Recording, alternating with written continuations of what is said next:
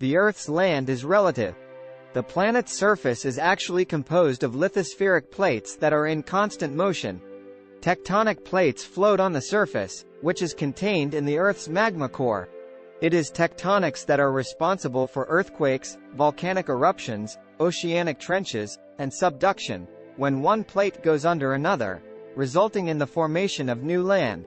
Tectonics also saves the Earth from the greenhouse effect. Organisms die and release carbon dioxide. If they were not absorbed by the Earth, this would lead to a critical mass of carbon dioxide in the atmosphere. The Earth would heat up and turn into a hell. The Earth is not actually a sphere. Such a name for the geometric shape of our planet is a scientific consensus. In fact, the Earth has the shape of a flattened sphere. The flattened planet is oriented towards the poles, and its radius around the waist is 21 kilometers larger. By the way, this explains another interesting fact. The highest mountain peak in the world, taking into account the shape of the Earth, is not Mount Everest, as is commonly believed, but the inactive volcano Chimborazo in Ecuador. The Earth is composed of iron, oxygen, and silicon.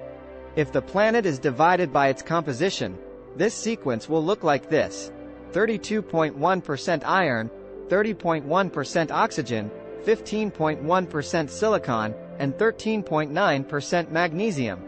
At the same time, a large part of the iron is actually located in the Earth's core, 88%. As for the Earth's crust, it contains the most oxygen, 47%. 70% of the Earth's surface is not land, but water. When people first looked at the Earth from space, it was then that it received its second name, the Blue Planet. The remaining 30% is occupied by the so-called continental crust with an average thickness of 35 to 45 kilometers, which reaches 75 kilometers under mountain ranges. The Earth's atmosphere contains about 78% nitrogen, 21% oxygen, and 1% other gases. The Earth's atmosphere extends up to a distance of 10,000 kilometers and is composed of several layers: the troposphere, stratosphere, mesosphere, thermosphere, and exosphere. Within 50 kilometers from the surface, the atmosphere is denser, and density and pressure decrease with distance from it. In fact, 75% of the Earth's atmosphere is contained in the first 11 kilometers from the planet's surface. The exosphere, the highest layer, is the gateway to space where there is no atmosphere at all. The exosphere is mainly composed of hydrogen with very low density, helium, and a range of heavy molecules such as nitrogen, oxygen, and carbon dioxide. The Earth's molten iron core creates a magnetic field called the magnetosphere. Essentially, the planet itself is a large magnet with poles. Scientists believe that the magnetic field is generated in the Earth's molten outer core, where heat creates a convective flow of conductive materials that generate electric currents. Without the magnetosphere, the planet would be doomed. The solar wind would strike the Earth directly, unleashing a huge amount of radiation upon it. According to one theory, the exhaustion of the magnetic shield was the cause of the demise of the once fertile Mars.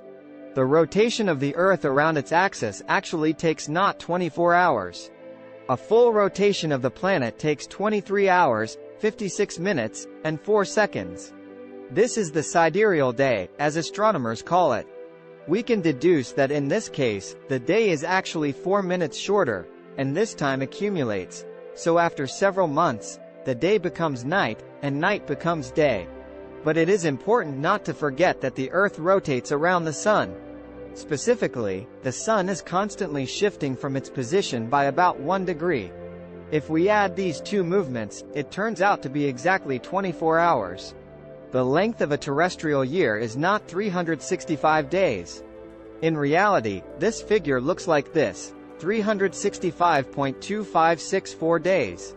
These additional 0.2564 days lead to the appearance of a leap year every 4 years, with 366 days. The exception to this rule is when the year is divisible by 100, 1900, 2100. It is known that Earth has one moon with an unremarkable name, the Moon. This is the only satellite of our planet, at least officially. However, there are asteroids whose orbit is similar to Earth's. Cruithne, 3753 Cruithne, and 2002 AA29. They belong to the class of near-Earth asteroids, NEAS. The diameter of the Cruithne asteroid is 5 kilometers, and it is sometimes called the second moon. Despite the similarity of orbits, Cruithne has its unique path around the Sun. The diameter of 2002 AA29 is only 60 meters, and its orbit around Earth has the shape of a horseshoe, approaching our planet every 95 years. In approximately 600 years, it may become a quasi-satellite of Earth, making the asteroid promising for exploration, according to scientists.